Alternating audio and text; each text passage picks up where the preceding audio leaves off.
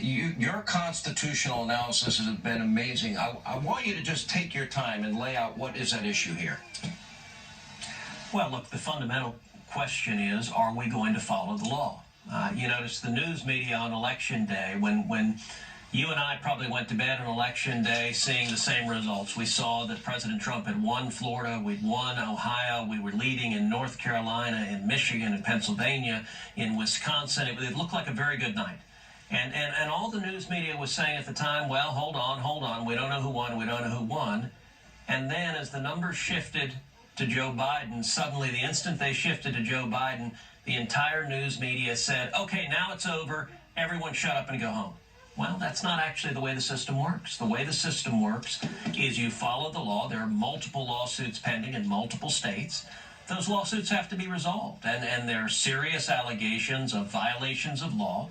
The right standard is that every single legal vote that was cast should be counted, but any votes that were illegally cast shouldn't be counted, and there's a way we resolve those. You know, one of the frustrating things as a citizen, you see all these tweets going back and forth, you see allegations of this happened, that happened. It's hard to know. It's hard for anyone to know, all right, is this true? What's true? The only way to know is we have a legal process. We have state courts, we have federal courts that can hear legal claims. And right now, it is incumbent on the Trump campaign's lawyers to go in and prove their case in court, to lay out evidence of illegally cast votes, to lay out evidence of what was done right, what was done wrong. And when the process is over, we're going to know the result. But we need to let the process play out, and much of the mainstream media doesn't want to let us do that. When Pennsylvania and Michigan and Wisconsin law, like in the case of Pennsylvania, partisan observers may observe at polling locations and stay until that time the counting of votes is complete. They can be present or an absentee, mail-in ballot. Okay, we now have real whistleblowers saying that didn't happen. What is the remedy for that? You know, that is a challenging legal question, and it depends upon the votes that are at issue, and the remedy there is one the courts are going to have to wrestle with, because there's not a clear answer under the law.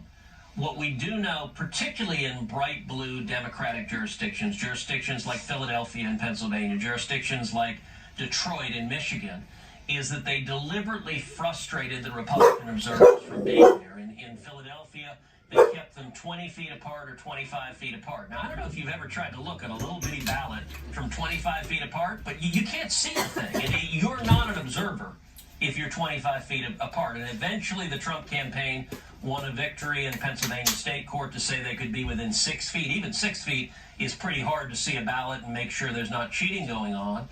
We know that in Detroit, they put poster boards up to cover the ballot counting rooms. That's illegal. Because Michigan law specifically says that elections are an open process that may be observed by any interested party. Those are the exact words.